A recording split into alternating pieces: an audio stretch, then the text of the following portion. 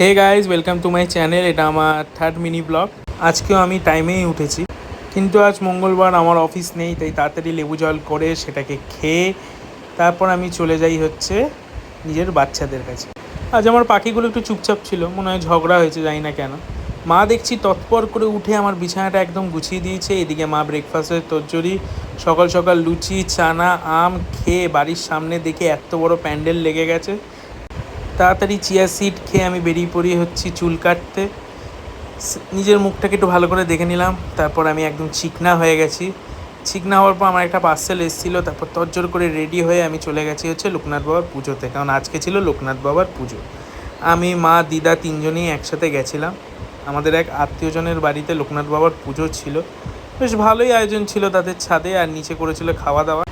আমার বাড়ির সামনে এর জন্যই বড় প্যান্ডেলটা ছিল। তারপর ওইখান থেকে এসে বিকেলে লেমন টি খেয়ে আমি চলে যাই হচ্ছে সদাই বাজার করতে। সেখান থেকে এনে আরসিবির ফাইনাল ছিল, আমার দিদা তাও দেখছিল হচ্ছে সিরিয়াল। তারপর রাত্রে ডিনার ছিল আজকে রুটি আর সয়াবিনের তরকারি, সাথে কিছু স্যালাড, কারণ আজ আমাদের নিরামিষ হয়। বাইরে চলছিল একদম ঝমঝমে বৃষ্টি। হঠাৎ করে একটা আশ্চর্যজনক দেখে যে আরসিবি আইপিএল জিতে গেছে।